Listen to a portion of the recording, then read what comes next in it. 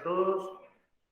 En esta tercera tarde de las jornadas de teología, en su 34ª edición, La mujer en la teología, ya lo he tocado.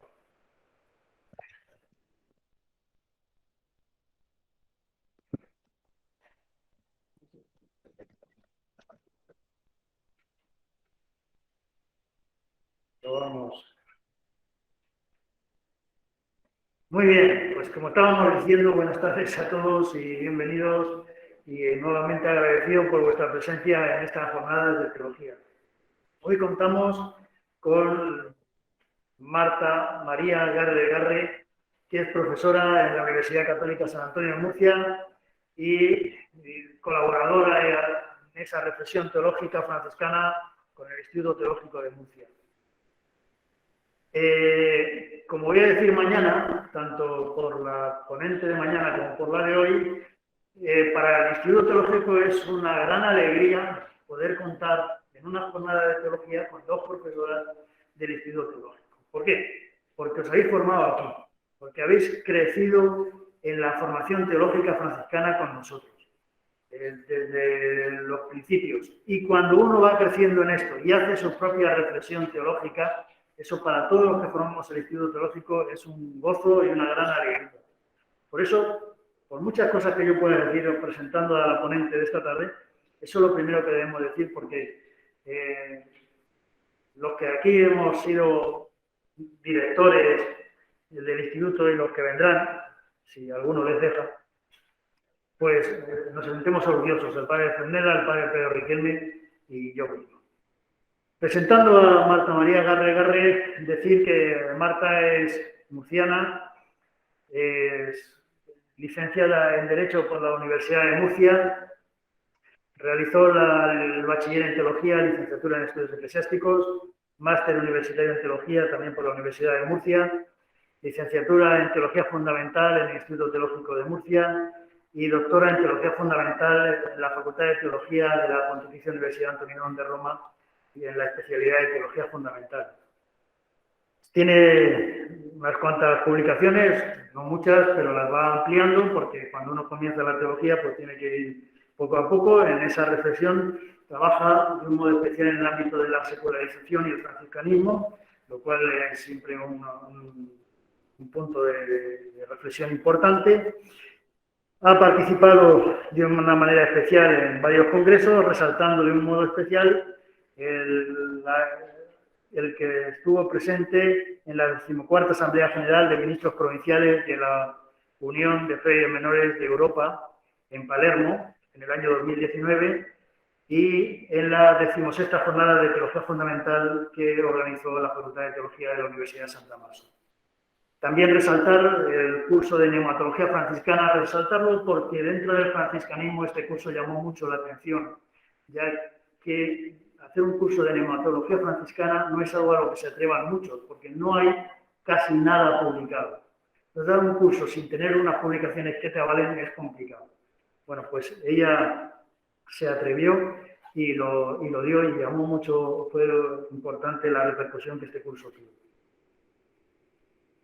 Pues nada más, invitaros a que, igual que hemos hecho en las otras conferencias, aprendamos, escuchemos y nos dejemos llenar por lo que en esta conferencia del pensamiento femenino en la teología franciscana nos aporte Marta Garre Garre.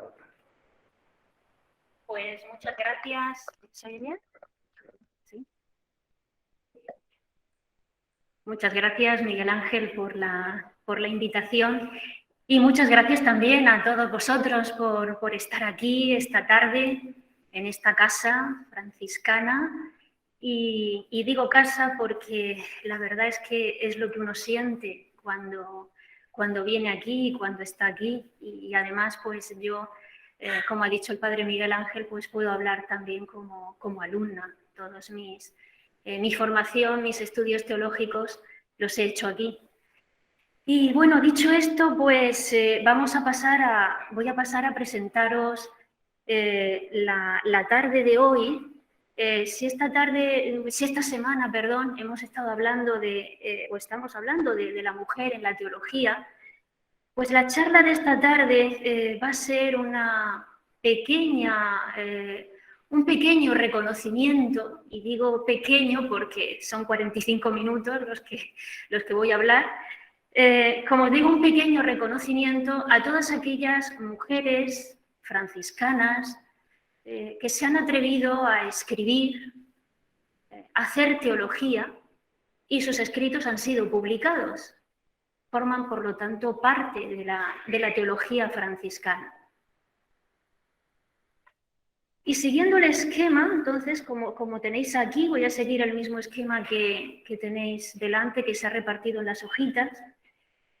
Vamos a ver algunas de ellas, claro, no me puedo referir a todas. En segundo lugar, vamos a hacer una valoración de sus escritos, es decir, vamos a decir, bueno, pues esto, ¿qué es lo que han escrito? ¿Qué valor tiene? ¿Se puede decir que es teología? ¿Qué tipo de teología? En tercer lugar, nos vamos a hacer la pregunta que tenemos aquí, ¿por qué han hecho esta teología y no otra? Y para dar respuesta a esta pregunta me voy a apoyar en este concepto, razón vital femenina, lo cual nos va a llevar a que también hablemos de la razón vital masculina. Y finalmente vamos a sacar algunas conclusiones que nos sirvan para la actualidad. Claro, si hablamos de escritoras que han influido en la teología franciscana, pues obviamente tengo que empezar hablando de Santa Clara de Asís. Muchos de los que estáis aquí pues ya la conocéis, pero no os creáis, no es tan conocida. Entonces por eso pues voy a hablar un poquito de ella y sobre todo me voy a detener en aquello que creo que es importante esta tarde, detenerse esta tarde.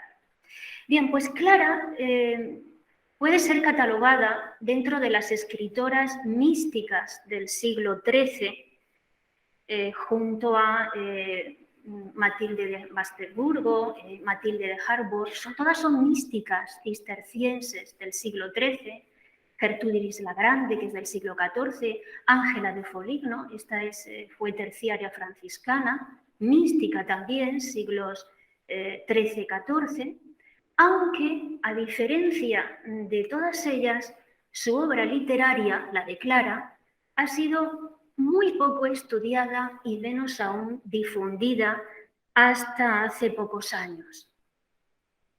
Su objetivo, el objetivo de Clara, no es hacer teología ni especulativa, que es lo que hoy llamamos teología académica, ni narrativa tampoco, que es lo que sería la teología espiritual, sino simplemente ponerles a sus hermanas proponerles a sus hermanas su propia experiencia de crecimiento espiritual con respecto a Dios, al tiempo que también así afianzaba el espíritu de San Francisco entre sus hermanas.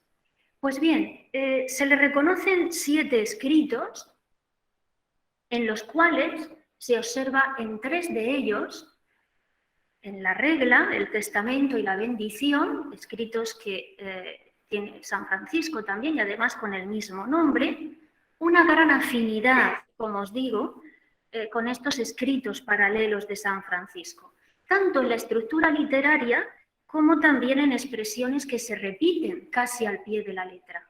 Esto es cierto, pero sin embargo, en las cartas, la autora refleja un estilo más personal. ¿Y en qué está este escrito en qué está esto de más personal? Pues os lo voy a decir ahora mismo. Os lo voy a decir y esto nos va a llevar a afirmar lo siguiente. Clara, cometemos un error si consideramos, si la colocamos en segundo lugar con respecto a San Francisco. No, el pensamiento Santa Clara enriquece el pensamiento original de San Francisco con aportaciones, y es en lo que me voy a detener esta tarde, importantes a la cristología franciscana. ¿Y esto en qué sentido? ¿Por qué lo decimos? Pues mirad, un ejemplo de esto lo vemos en el uso metafórico del término espejo. Voy a ser muy breve. Este término no es ella la primera que lo utiliza. Es usado en obras de teología y de espiritualidad publicadas antes de la muerte de Santa Clara, en 1253.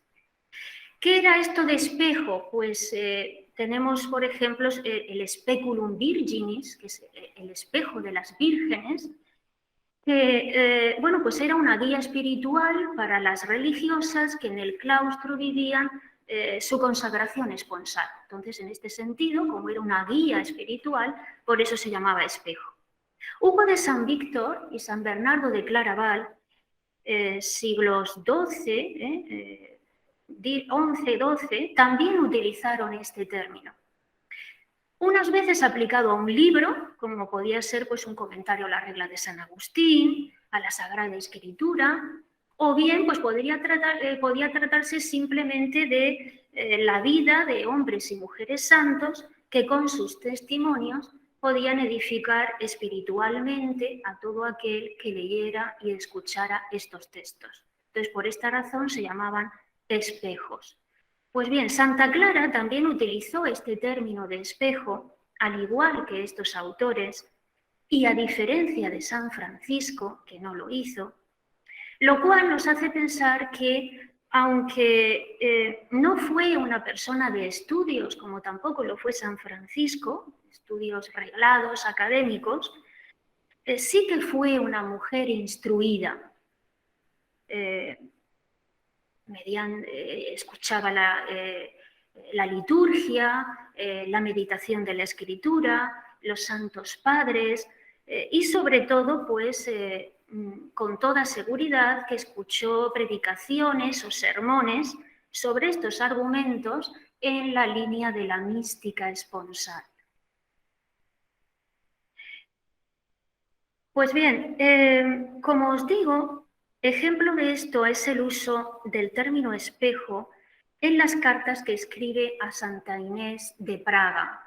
Santa Inés fue una princesa bohemia, es lo que hoy día es la República Checa, que optó por la vida religiosa tras la cancelación de su matrimonio con el rey Enrique VII, que fue hijo del emperador Federico II, del Sacro Imperio Romano Germánico. Se sabe que fundó un hospital franciscano y 2 conventos para los frailes franciscanos que acababan de llegar allí, a Bohemia, y a través de ellos es como conoció a Clara de Asís, con la que se carteó durante más de 20 años. Pues bien, como os digo, en una de estas cartas, únicamente se conservan 4, después de que Inés viera rechazada, porque claro, fundar un monasterio no era fácil, entonces después de que viera rechazada su fundación por la bula papal de 1238, Clara le escribe una carta de ánimo, de apoyo, invitando a Inés a poner su mente ante el espejo de la eternidad. Bien, ¿quién es el espejo? Pues el espejo es Cristo contemplado como Hijo de Dios, es decir, en su divinidad. Pero espejo de la eternidad puede ser también aplicado a la Iglesia como esposa, como anuncia el mismo tema de la carta. Nos dice Clara, Cristo en persona es el espejo de quien la esposa, es decir, la Iglesia, puede alcanzar su identidad. Porque siguiendo la metáfora, dentro de este espejo que es Jesús, la finalidad de Clara entonces, al dirigirse a Santa Inés, es que ella, que Inés, pueda descubrir en este espejo que es Jesús las virtudes que le son necesarias para engalanarse con ellas. Y estas virtudes, fijaos que en el espejo, ¿qué es lo que va a retratar? En el espejo Clara va a retratar la pobreza de Cristo, elemento fundamental en el carisma franciscano. Y en esta pobreza de Cristo es donde van a estar las virtudes que ella propone como 3 partes diferentes del espejo. Y vamos a verlo. Imaginaos que esto es el espejo, este dibujo que tenéis aquí, entonces vamos a empezar desde abajo hacia arriba. En primer lugar, el comienzo del espejo. El comienzo del espejo caracteriza para Clara la pobreza del nacimiento y la infancia de Jesús. Es la encarnación de Jesús. Ahí comienza su pobreza. El centro del espejo describe la humildad de su vida oculta y pública. Y por último, lo más alto del espejo refleja la cruz.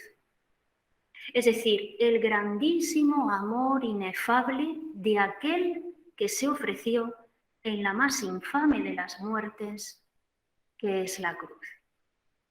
Y la pregunta es entonces, ¿y por qué la cruz ocupa el lugar más alto para Clara? Pues fijaos, porque la cruz refleja la plenitud completa del amor del Padre. Por eso es la parte más alta del espejo que es Jesús. En la cruz, el misterio del gran amor del Padre por los seres creados se vuelve visible. Pero es que la cruz, además, en el pensamiento de Santa Clara y en el de San Francisco, por supuesto, esconde algo más. En la cruz, el ser humano se confronta con la realidad de su ser finito y pequeño, en relación con el amor y la grandeza infinita de Dios. Fijaos si es misterio la cruz, porque decíamos antes que es el misterio del gran amor del Padre que se hace visible, pero que sigue siendo misterio. En otras palabras, la cruz revela la pobreza de Dios y el anonadamiento de Dios hasta el punto máximo, y al mismo tiempo revela también la pobreza del ser humano ante Dios. En segundo lugar, porque no acaba aquí el uso del término espejo, releyendo aquella otra obra de la que os he hablado antes, el Testamento, Santa Clara añade otro aspecto sobre el uso del espejo, y es el siguiente. Si Clara y sus hermanas han recibido el don de vivir la pobreza de Cristo, que es el seguimiento de Cristo pobre y crucificado, vivir el don es la forma de restituir lo que Dios ha dado. Bien, pues por esta razón el término espejo en el Testamento tiene también el significado de proyectar o reflejar la imagen de lo que Santa Clara y sus hermanas, las damas pobres, han asimilado del verdadero espejo que es Cristo, transformándose ellas mismas en espejo para los demás.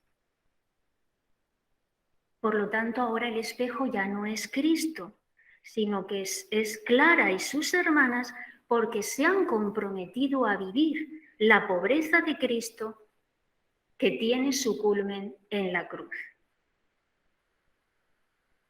¿Y de qué estamos hablando de cara a nosotros con esto? Con la pobreza de Cristo que tiene su culmen en la cruz. Pues estamos hablando del desapropio del yo. La cruz implica renuncia y la renuncia implica el desplazamiento del yo por el tú divino para que Dios pueda colocar ahí su roca. Y esta es la pobreza que Santa Clara quiere mostrar al mundo.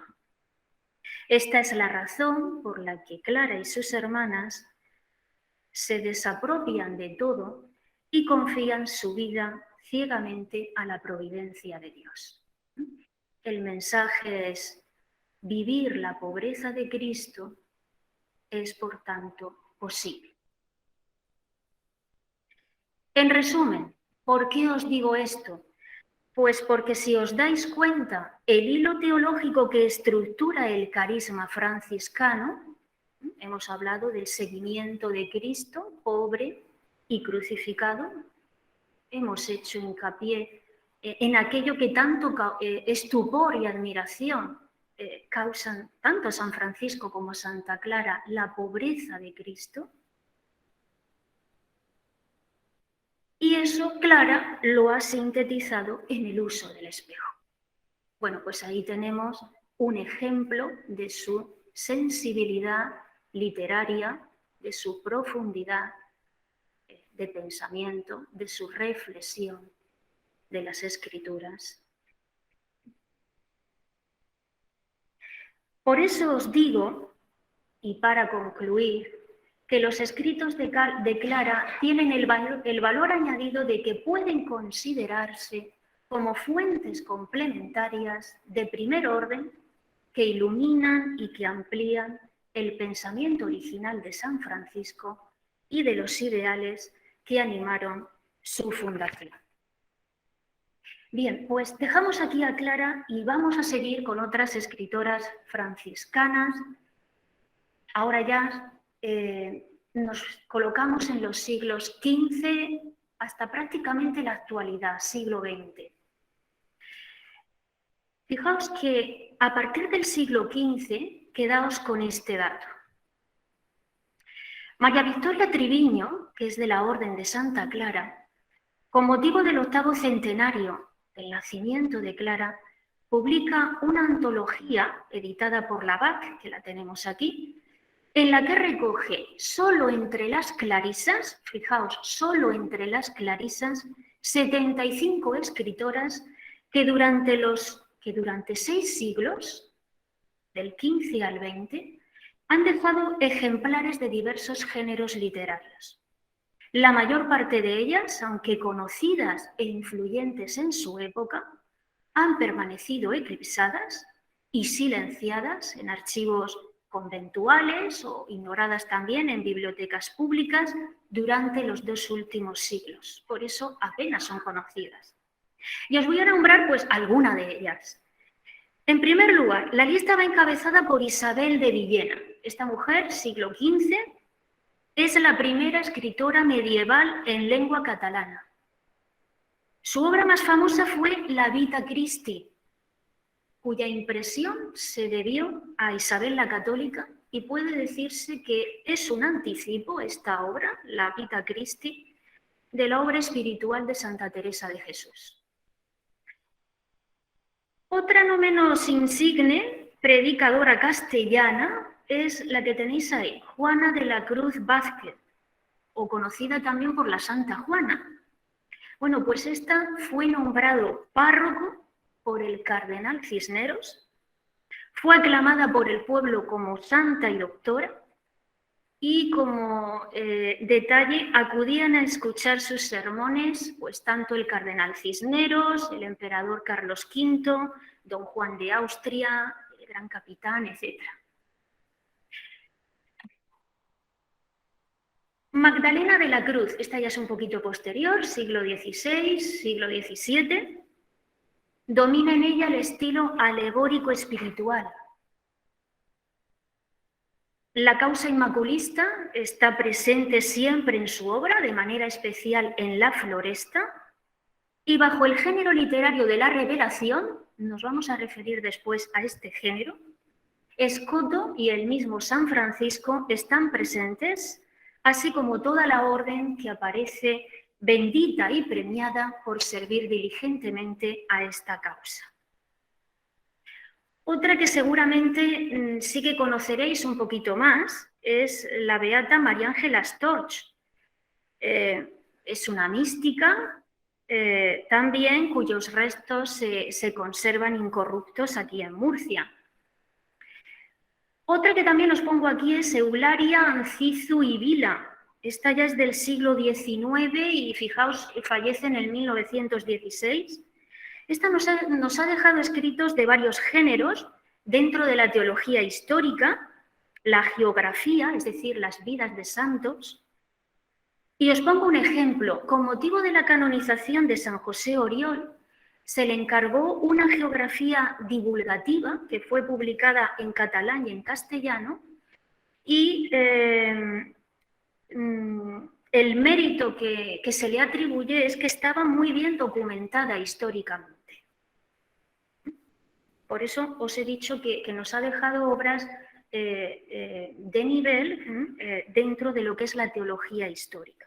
Tiene además un tratado histórico que fue premiado en 1904 en un certamen en Tortosa con el título de María en España y España en María, y podemos encontrar en ella también muchas colaboraciones suyas en revistas franciscanas de su tiempo, como es en Eco Franciscano, Boletín de San Pascual Bailón, en Tibidabo, editada por los salesianos en Barcelona, y también escribió algún libro de poesía. Os voy a poner alguna más, como es María Concepción Heredero, también siglo XIX-XX, fallece ya en el año 1960. Esta destaca en el género de la geografía por su obra literaria. La Real Academia de Toledo la nombró miembro titulado en el año 1930. Celina del Niño Jesús, que fallece 2 años después, esta es madrileña y tiene 2 obras manuscritas que quedaron incompletas: Relación de mi vida y La vida con Cristo. Pues bien, ¿qué se observa en todas estas escritoras que os he comentado? Fijaos, todas ellas se encuadran dentro de una doctrina espiritual muy arraigada en la cristología, pero no es una teología en sentido académico, es decir, especulativo, sino narrativo. Bueno, pues un caso especial dentro también de esta teología narrativa es la venerable María Jesús de Ágreda. Me voy a detener también un poquito con ella, porque sí, puede encuadrarse como las demás dentro de esta teología narrativa, pero la diferencia es que ésta hace aportaciones doctrinales importantes a la mariología. Es una mujer del siglo XVI que en algunos aspectos y muy importantes se adelanta a la mariología del Concilio Vaticano II. Por eso me voy a referir un poco a ella. Os voy a hablar de su obra, que es La mística ciudad de Dios, que es una mariología de carácter histórico, espiritual, estructurada en clave de historia de la salvación. Es decir, es una visión teológico-espiritual de la vida y misión de María, siguiendo un orden cronológico de sus misterios. Por eso hablamos de su carácter histórico, pero habla de esos misterios destacando la importancia que tienen de cara a la historia de la salvación, el papel de María en la historia de la salvación. Por ello os digo que pertenece a la teología histórico-espiritual porque nos relata cómo María vivió los distintos misterios de su vida, pero claro, apoyándose no en los libros, esto no es algo que esté en los libros, sino en el conocimiento espiritual que brota de la oración y que brota de la contemplación. Pero esto, pues bueno, al estilo de como hicieron los místicos, Santa Teresa de Jesús o San Juan de la Cruz.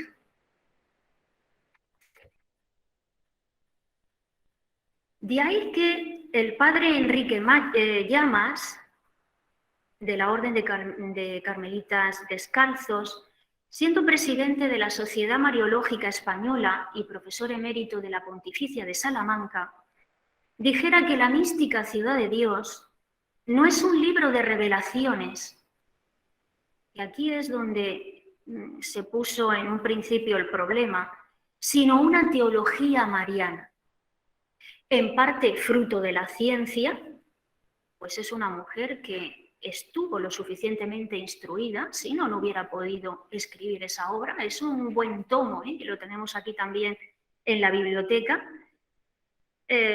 sí, con toda seguridad, pues estaba muy informada de algunas teorías y corrientes de las escuelas teológicas de su tiempo y de la sabiduría mística, porque es una mística. Ahora bien, como os digo, esta riqueza mariológica de su doctrina la ofrece como fruto de revelaciones, y esto es lo que le causó muchos problemas. Pero claro, tengamos en cuenta que las visiones, las revelaciones, las locuciones interiores, es el género literario y es la terminología que se usaba en aquel tiempo para designar los medios a través de los cuales los escritores recibían los conocimientos místicos. Pues bien, esta obra póstuma, publicada en el año 1670, vio la luz en una época hostil para obras espirituales, y más si éstas aparecían escritas por mujeres.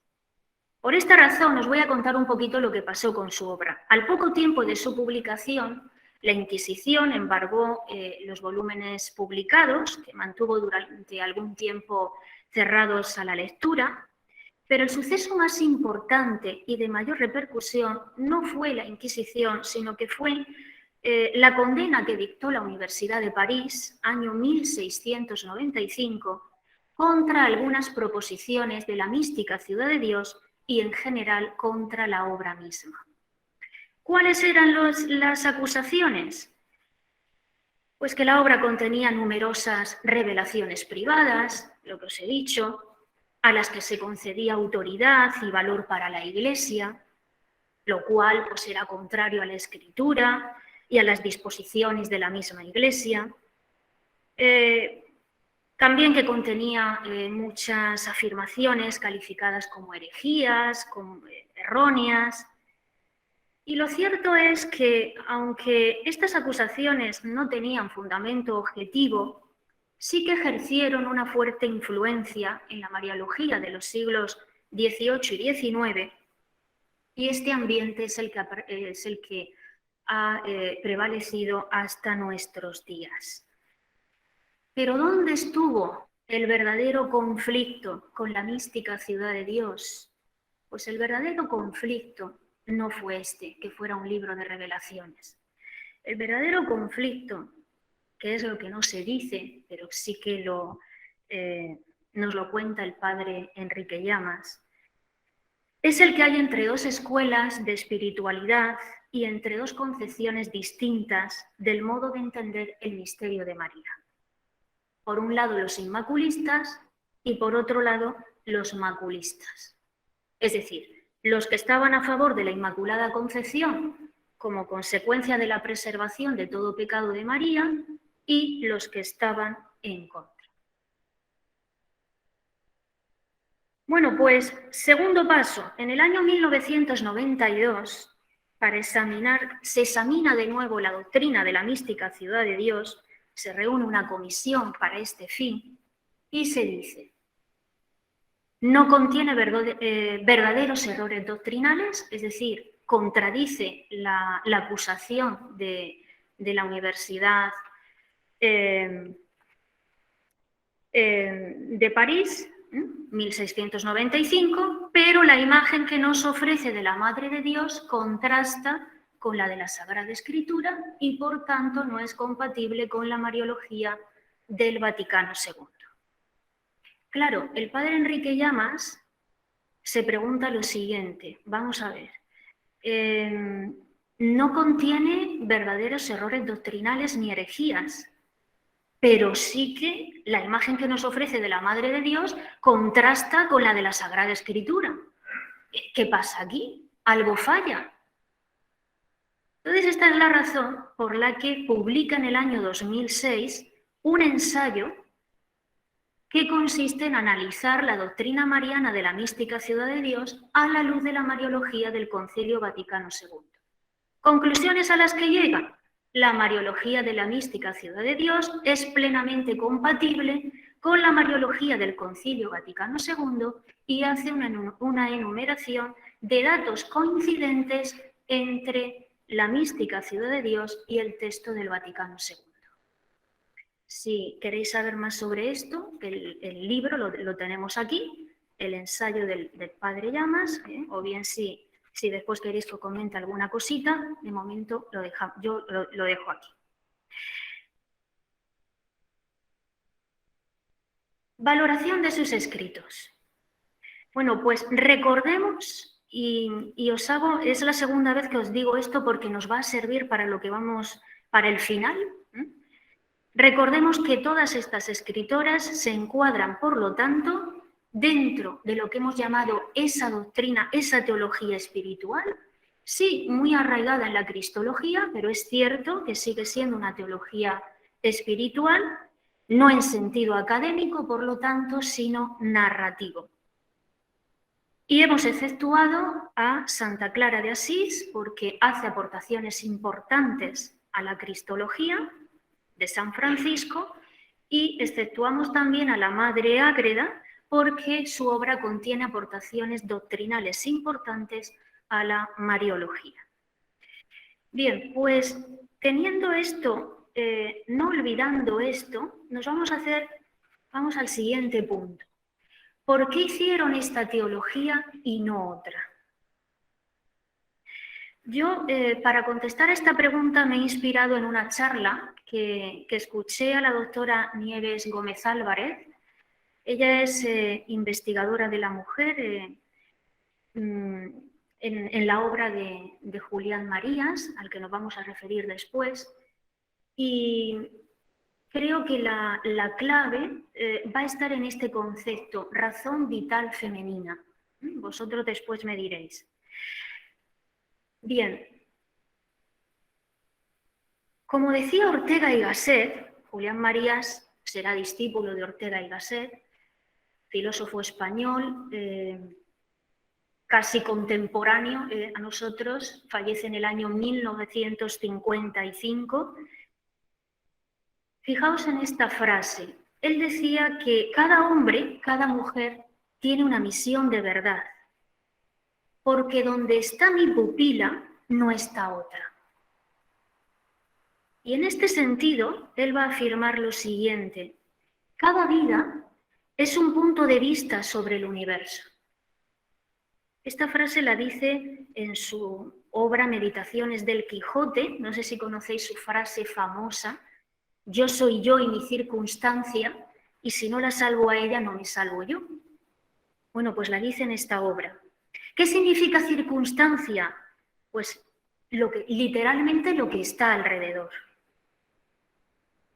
El mundo que nos rodea, pero también todo el mundo humano en su sentido más profundo. Mi circunstancia es la familia en la que he nacido, en la que he sido educada, la ciudad, el país donde he nacido, y todo eso, pues de una manera u de otra nos condiciona. Esto es inevitable. Por eso decía Ortega Gasset, yo soy yo y mi circunstancia.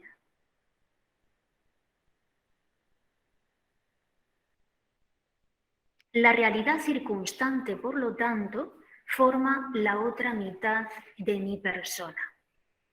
¿Y qué es esto de la razón vital? Pues mirad, hay un tipo de razón capaz de comprender la realidad temporal de la vida, que es la razón vital. Esta razón es distinta de la razón de los griegos, que era capaz de captar lo inmutable, la esencia eterna de las cosas. Bien, pues no es esta la razón a la que nos estamos refiriendo, porque este tipo de razón no sirve, no vale para comprender los asuntos propiamente humanos. La sociología, la política o la historia son realidades cambiantes y temporales. La razón vital es la vida misma en su función de comprender la realidad. Es integrar algo nuevo dentro de mi realidad. Esta es la razón con la que funcionamos a diario. Por lo tanto, como tenéis ahí, la razón vital nos permite comprender la historia humana. Pues bien, y ahora sí que me refiero a Julián Marías. En su obra Antropología Metafísica, este discípulo de Ortega y Gasset desarrolló este concepto de razón vital. sobre todo las implicaciones que tiene la comprensión de la vida masculina y femenina. Y por eso me voy a referir a él esta tarde. Mirad, para Julián Marías, la persona es alguien corporal. Es decir, estamos instalados en nuestro cuerpo para proyectarnos a nuestra realidad. Y nos proyectamos siempre desde nuestro yo sexuado, como varón o como mujer. Por eso, para él no existe una razón neutra, sino que necesariamente, al ser el yo, la persona, una criatura sexuada, necesariamente esa razón vital habrá de ser también masculina o femenina. Pues bien, en esta obra clave, Julián Marías reflexiona sobre el hecho de que en muchos momentos de la historia se ha considerado que la mujer no era racional. Es decir, se ha considerado ilógica a la mujer. Entonces Marías se hace la siguiente cuestión. Bueno, ¿qué es entonces la razón? Esto es lo primero que hay que preguntarse. Y él nos dice, la razón es la aprehensión de la realidad en su conexión. Os lo explico. Es decir, la razón es tal y como yo capto la realidad en mi forma de relacionarme con el mundo. Esto significa que si la vida humana acontece en lo que él denomina, esto voy a decir aquí un nombre un poco raro, pero ya vais a ver que de raro nada, dos instalaciones sexuadas proyectivas, es decir, el varón y la mujer, dos instalaciones porque, como os he dicho, cada uno de nosotros somos seres instalados en nuestro cuerpo. Estamos sexuados y proyectivas, porque estamos proyectadas el varón hacia la mujer y la mujer hacia el varón. Estamos proyectadas la una hacia la otra. Bien, pues necesariamente habremos de reconocer también dos formas de razón y por lo tanto dos formas distintas de comprender la realidad. Y además, añade, si la razón consiste en que las cosas funcionen dentro del marco general de la vida, eso quiere decir que probablemente vivir en sentido amplio no significa lo mismo para el hombre que para la mujer. Esa es la conclusión a la que llega Julián Marías. Es decir, que absolutamente iguales en todo es un aplastamiento de la realidad para Julián Marías. ¿Por qué? Pues porque la proyectividad, es decir, la forma de proyectarme hacia el otro, hacia lo que me rodea, hacia el mundo, hacia los demás, la forma de proyectarnos es distinta, el horizonte de contenidos, los por qué y para qué son distintos, las conexiones que establecemos son distintas, las relaciones de pertenencia, de accesibilidad, de posibilidad, de resistencia, son distintas en el varón y en la mujer. Y entonces concluye él que si el hombre ha considerado irracional a la mujer es porque si él hiciera las mismas cosas, las haría con otros fines. En su opinión, lo que no se ha visto o no se ha valorado con claridad son los por qué y para qué que han movido a la mujer a actuar a lo largo de la historia. Es cierto, señala él, que hasta tiempos muy recientes el horizonte vital de la mujer era más limitado que el del varón y la mujer tenía que alojar su vida dentro de las estructuras masculinas. Para ello, claro está, tuvo que hacer un trabajo de comprender la mente masculina.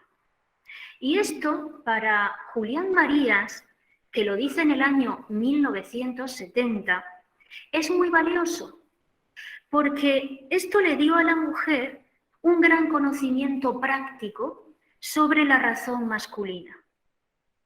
De ahí que, he echado para atrás, perdón, de ahí que él afirme que es enormemente valiosa la aportación de la mujer intelectual. ¿Por qué? Pues porque, teniendo en cuenta esto, puede ofrecer una iluminación nueva sobre algunas cuestiones intelectuales que quizás se han resistido a la razón masculina. Ahora bien, es necesario vencer para esto dos graves obstáculos para el desarrollo de esta razón vital femenina. Por un lado, rehuir al hombre, es decir, la hostilidad, crear hostilidad, y por otro lado, imitarle, que sería la mimetización. Bueno, pues ninguna de estas dos cosas son las que hay que hacer. Por otra parte, también sería necesario, nos dice Julián Marías, para la colaboración de esas dos formas de razón, que el hombre se haga una idea más completa de la mujer. Y haría falta para ello no exclusivamente derechos reconocidos jurídicamente, sino elementos más propiamente humanos. Y fijaos lo que nos dice Julián Marías. Dice, como por ejemplo, el interés complejo por ella. Es decir, no se trata de pensar acerca de las mujeres, sino de pensar con ellas. Pues eso es lo que permitiría una mutua transparencia de su proyectividad, de su conexión de la realidad, de esas formas de conexión distintas que hacemos, que hace el hombre y que hace la mujer. ¿Y por qué son distintas estas dos razones? Pues también nos lo explica. Es cierto que yo no soy partidaria de hacer generalizaciones porque ni todos los hombres son iguales, ni todas las mujeres somos iguales tampoco, pero aquí Julián Marías habla de tendencias generales y yo creo que en parte sí que tiene razón. Fijaos, dice que la acción masculina, la razón que se constituye viviendo, se ha tenido que orientar a lo externo. Esto tenemos que tener una mirada a lo largo de la historia, ¿no? Apremiada por las dificultades, caracterizada incluso por una cierta prisa y urgencia. El varón es el que ha tenido que salir de la casa, del hogar. Y precisamente por tener que enfrentarse evolutivamente con lo nuevo, su acción suele ser descubridora. Y esto hace que el afán de novedad sea un componente importante de su horizonte. Esto hace que generalmente el hombre retenga solo lo que cuenta, lo que parece más llamativo, es decir, que su acción o su razón tiende más a la abstracción. Como os digo, estamos hablando de tendencias generales. ¿Y qué pasa con la razón de la mujer? Pues que tiene caracteres muy distintos. Es próxima, es minuciosa y más que hacia la abstracción, está orientada hacia la profundidad.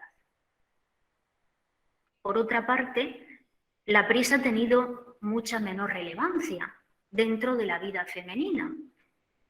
Se podría decir que su vivencia del tiempo es distinta que la masculina, especialmente en esa acción que consiste sobre todo en esperar, como es la gestación, donde cuenta más la duración que el cuándo. Más que interés por lo que pasa, la mujer se interesa por lo que queda. Pero quizá el elemento más interesante es que mientras que el hombre se las ha tenido que valer con un mundo de cosas, La mujer más bien se ha movido en un mundo de personas. Es la que se ha quedado en el hogar. Y esto implica que su acción ha sido sin duda significativa y por lo tanto no ilógica.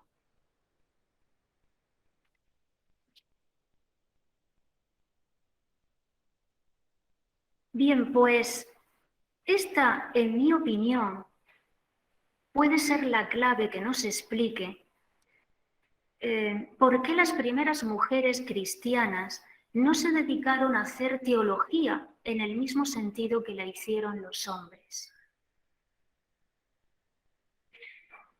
Y también es lo que encontramos en estas escritoras de las que os he hablado, que solo os he mencionado unas cuantas, pero fijaos, en todas ellas hay un denominador común.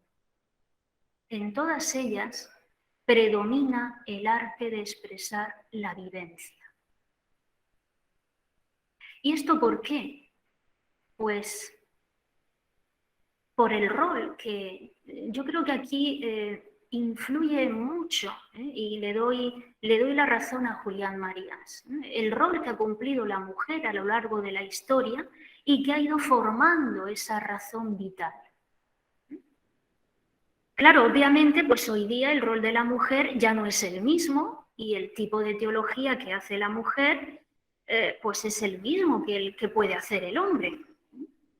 Pero siempre con esas diferencias de matiz que hemos apuntado respecto a la razón vital del varón y de la mujer. Os he puesto aquí en esta presentación pues a Ilia Delios. Estamos hablando de mujeres franciscanas y de que hoy día pues la mujer pues, puede hacer, y de hecho hace pues la misma teología que puede hacer el varón. Pues aquí tenemos un ejemplo de mujer franciscana. Ella es terciaria franciscana,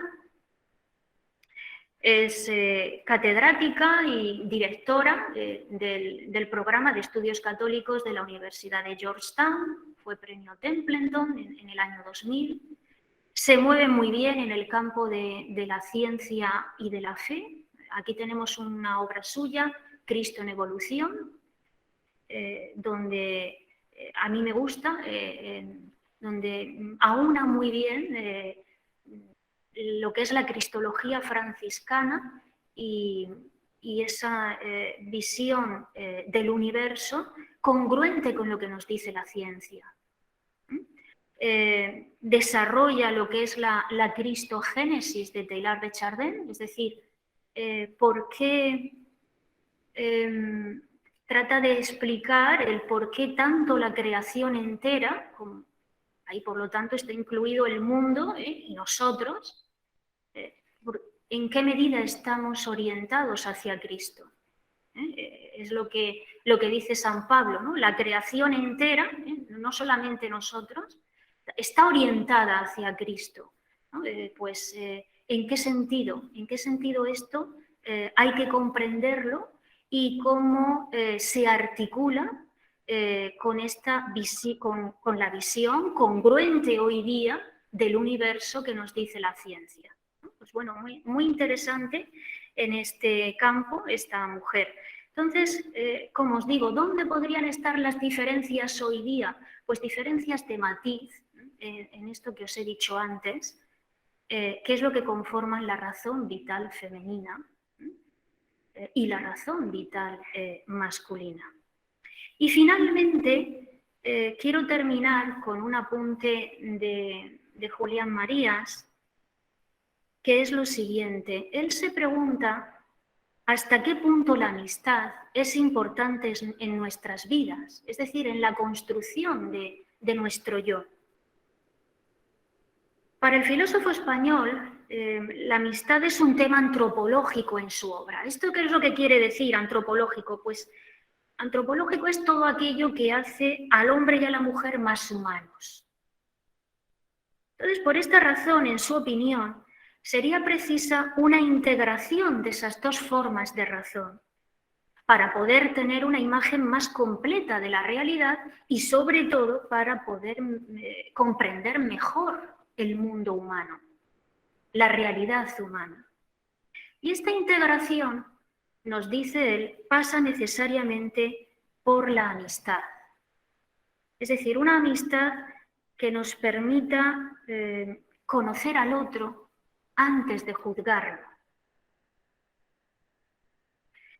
Y esto, pues si os dais cuenta, lo dice el filósofo. Traducido esto a la teología, ¿de qué estaríamos hablando? Pues de la eclesiología de comunión del Concilio Vaticano II, que también nos llama a lo mismo, ¿no? A ese interés complejo por el otro, por conocer la realidad del otro. Eso es lo que nos va a permitir el poder caminar juntos en un mismo proyecto, que en este caso es la Iglesia. Bueno, pues aquí termino. Muchas gracias.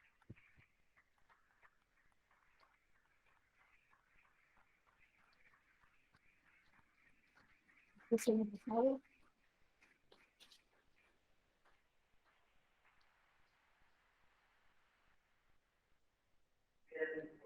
gracias, Samantha, por la conferencia que nos ha dado, por ese sentido para esta importancia que tiene la teología cristiana en la mujer. Como siempre decimos, la que se realiza dentro del cristianismo, si nosotros hubieran puesto vivos contenidos del pueblo. Y esto también lleva a todos los que a la visión de los estudios para y como siempre saben, que se enamoraba de las Canarias, que nos quedamos por el análisis de todos los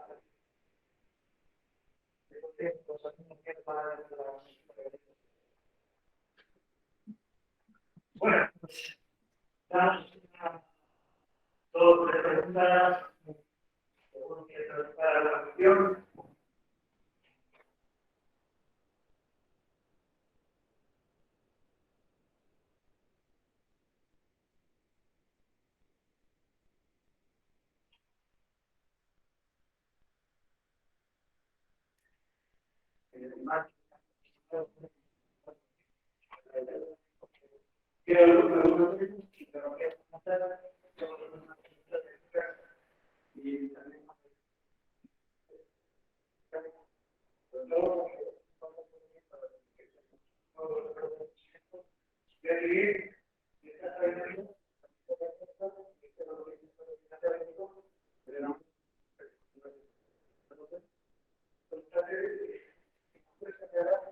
¿Cómo ves tú ese espacio de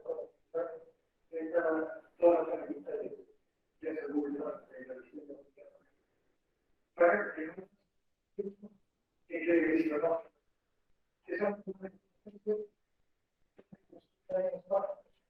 que si son si hay que desbaratar de aplicarse estructuras para volver voy a preguntar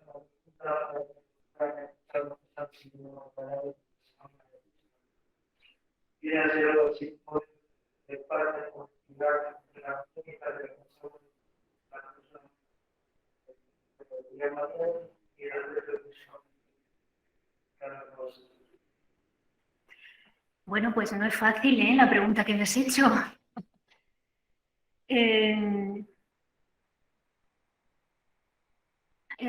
A ver, Julián Marías, fijaos que de lo que habla es de algo muy sencillo, ¿no? Él habla de la necesidad de la amistad, pero la amistad en el sentido de acercarnos al otro y tratar de conocerlo, de tratar de conocer su realidad, de tratar de conocer por qué dice esto, por qué piensa así. Es el interés complejo por el otro antes de juzgarlo, ¿no? Conocer antes de etiquetar o de encasillar a alguien. Y esto pues vale para las relaciones entre hombres y mujeres, obviamente, que son las nuestras y las que nos movemos. Yo creo que todo depende en el fondo de un tema de formación. Es que no es tan complicado, ¿no? Es así de sencillo. Es un tema de formación humana. Y bueno, yo no... y esto precisamente es el reto al que nos lanza la Eclesiología de Comunión del Vaticano II, en la que se han dado pasos muy importantes, pero también todavía pues queda mucho, ¿no? Y queda mucho, como hemos visto, dentro de si este trabajo por hacer que se da en el mundo civil, en el que bueno, pues se ha adelantado mucho hoy día, pues la mujer, yo creo que es, en ámbitos académicos, uno ahora mismo, yo ahora mismo me apunto a un congreso internacional y bueno, y ahí sé que cuando yo pues suba mi ponencia y la exprese, pues ahí somos todos igual de reconocidos, ¿no? La mujer es un interlocutor directo, lo mismo que el varón. Es decir, que en el mundo académico es curioso que esta desigualdad de la que se está hablando estos días no se da. Yo tampoco la he percibido. Ahora bien, pues sí, es cierto que todavía queda mucho por hacer en lo que es la sociedad civil, ¿eh? Y bueno, y esto pues tristemente pues también queda mucho por hacer dentro de la Iglesia, por lo que nos han venido diciendo, ¿no? Me estoy acordando ahora de Cristina cuando habló de las comisiones sinodales y ella nos hablaba de su experiencia. Bueno, pues si todavía queda mucho por hacer dentro de la sociedad civil, pues lógicamente dentro de la Iglesia también ocurre lo mismo, y más cuando estamos pues dentro de una comunidad, la Iglesia, que durante muchos siglos pues ha sido estructurada, gobernada, gobernada está muy mal decirlo dentro de lo que es la Iglesia, ¿no? Pero ha estado, bueno, pues únicamente formando parte de esas estructuras con responsabilidad, con responsabilidades importantes, los hombres. Entonces, esto es normal que ocurra, que va a llevar tiempo, pero que es cuestión de formación, y yo creo que es cuestión también, pues bueno, de que la mujer, pues yo no soy partidaria de hacer grandes cosas y de enarbolar pancartas, nada de eso. Que cada una dentro de lo que es su vocación, pues trate de hacerlo lo mejor posible y de desarrollar sus talentos al máximo. Y ahí vendrá el reconocimiento. Lo mismo que ocurre con los varones. Creo que es una cuestión evolutiva y sobre todo pues de formación, ¿no? Para mí realmente no supone un problema importante. Lo digo porque, bueno, es triste reconocer que sí, que dentro de la Iglesia pues puede haber estas realidades, pero bueno, creo que la mujer, al final, la valía es algo que aparece por sí sola, ¿no? que brilla.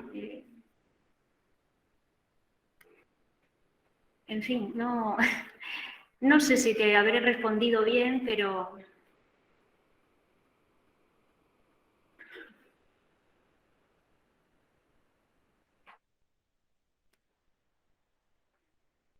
Hola, buenas tardes.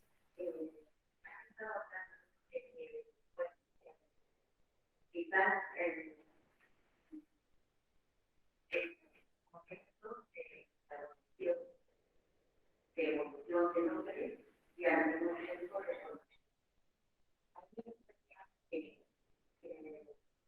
un poco me aclaró que si la evolución viene de una sociedad, la evolución viene de una sociedad que ha sido difícil dentro de esa sociedad, ganarlo con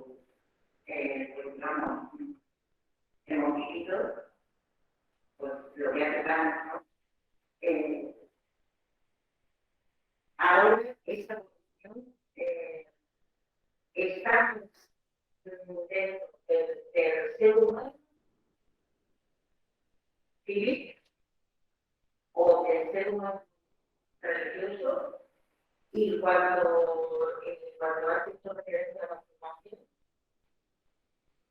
de qué manera creo que sería lo que he pensado. La pregunta es más o menos si la evolución a la que nos estamos encontrando que se considera conocido, pues una sociedad, un pensado de cada persona y que lleva a la información como la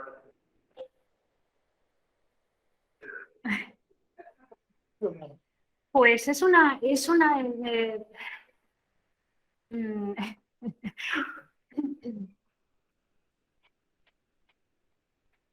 una formación humana, cristiana, que debe de empezar a darse ya dentro de las familias y que creo bueno, que como sociedad pues también se van dando pasos muy importantes y ya hemos dado pasos muy importantes, ¿no?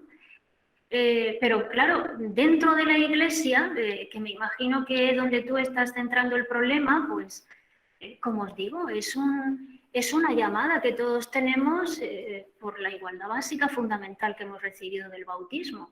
Es decir, yo a mis alumnos, y te digo que es una cuestión de formación también porque cuando yo les hablo a los alumnos y les digo, vamos a ver, yo es que cuando estamos hablando de la Iglesia, estamos hablando de todos. Cuando yo os hablo de dimensión jerárquica de la Iglesia, todos estamos dentro de esa jerarquía. Todos somos jerarquía de la Iglesia. El laicado también. Ahora, ¿qué posición ya tiene uno? ¿En qué escalón? Porque nos estamos imaginando todos la escalera, ¿no? El Papa en el lugar, en la cúspide, el ministerio ordenado, los obispos, presbíteros, diáconos, lo que es el ministerio ordenado, y después el laicado, ¿no? Entonces, ¿qué es lo que determina el que estemos en un lugar u otro? Digo, pues la diferencia de dones y de carismas, de talentos que cada uno que hemos recibido, de responsabilidades que tenemos dentro de la Iglesia. ¿Y cuál es nuestra responsabilidad como cristianos, siendo laicos y siendo religiosos y siendo presbíteros? Pues nuestra responsabilidad es la llamada a esa comunión con el otro. Por lo tanto, comunión entre hombres y mujeres como interlocutores directos, los dos, dentro de esa igualdad básica fundamental que todos hemos recibido por el bautismo. Y esto, pues, por eso digo que es una cuestión de formación, de una vuelta continua y cada día a las fuentes, a lo que es el Evangelio, a cómo hay que entender lo que es el ministerio dentro de la Iglesia, como servicio, nunca como instrumento de poder, obviamente, y aquí es donde está pues la llamada a la corresponsabilidad con el otro, como hijo de Dios igual que yo. El mensaje es muy simple, como estáis viendo, pero es una cuestión, como os digo, de formación humana, teológica y de interiorización de qué valores, de qué evangelio es el que estamos siguiendo. Una última pregunta.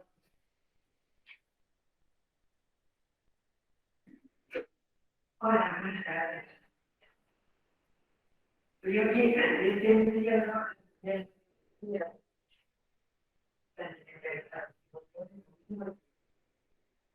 entonces, que si soy ya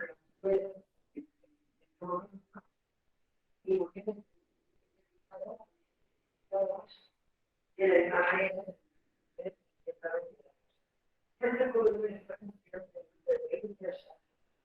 que habían estado durante 12 años trabajando en una vecina 20 horas, el mapa del universo. Y esas mujeres, que son iban a religiosas que hicieron algo que no puntos.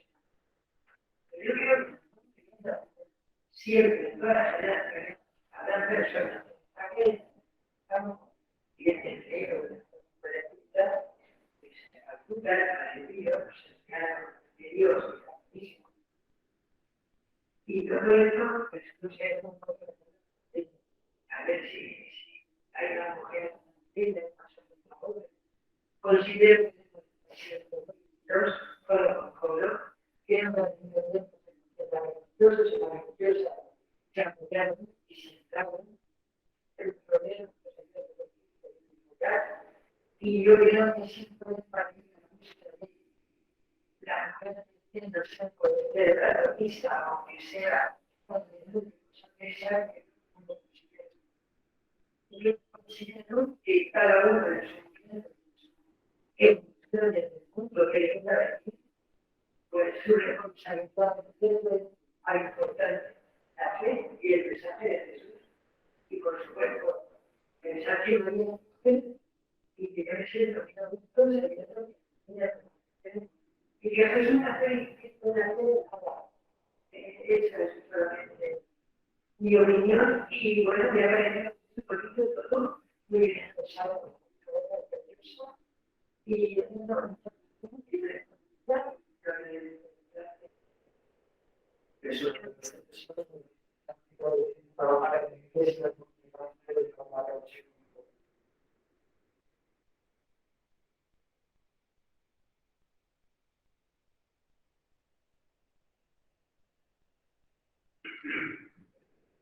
buenas tardes y empezado con esto que era interesante en relación a lo que han hecho esta florecita, también pues qué retos tiene en la actualidad el pensamiento femenino en la teología y dentro pues, de lo que es el carisma nuestro, porque verdad he explicado a dos pensadoras a mediados del siglo XX, que imagino que ahora en la actualidad ya podríamos ver porque en esta reflexión dentro de lo que pues tengo aún que decir sobre el pensamiento del Francisco, del fundador, no solo Clara, sino también la del pensamiento de la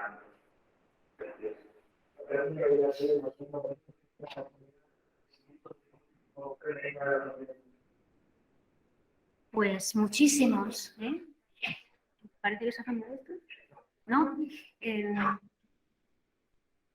Muchísimos, ¿eh? Un gran reto. ¿Y esto por qué?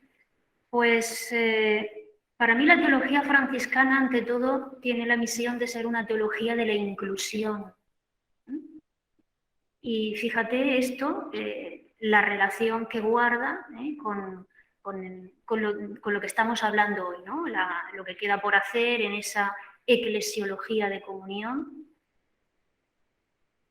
Para el carisma franciscano, el pensamiento franciscano, mi destino está unido al de los demás. Nuestro destino no es individual, sino que es común. Somos seres en relación. Y el franciscanismo marca mucho esto. Entonces, esto tiene mucho que decir, ¿no? En este problema de desigualdades, de no reconocimiento. Tiene mucho que decir. Porque esto es algo que se está viviendo desde siempre en el carisma franciscano. Esto es uno de sus núcleos fundamentales. El reconocimiento del otro como mi hermano. ¿Qué implicaciones tiene esto?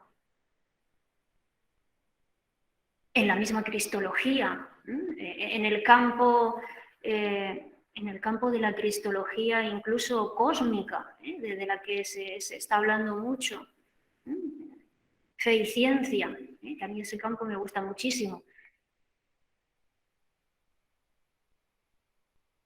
Yo creo que ahí hay mucho que decir, y que en este sentido, pues, tanto, es decir, es que están los elementos nucleares que construyen, que sostienen el carisma franciscano, son justo los puntos de los que estamos diciendo estos días que observamos que muchas realidades nuestras no los vemos y carecemos de ellos.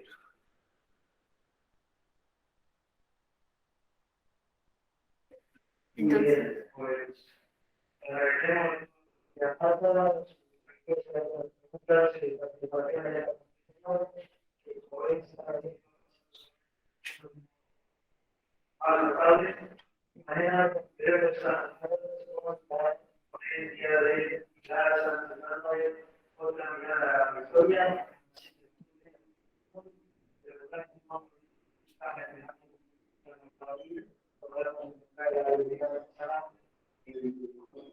y bueno, contactos, estamos hablando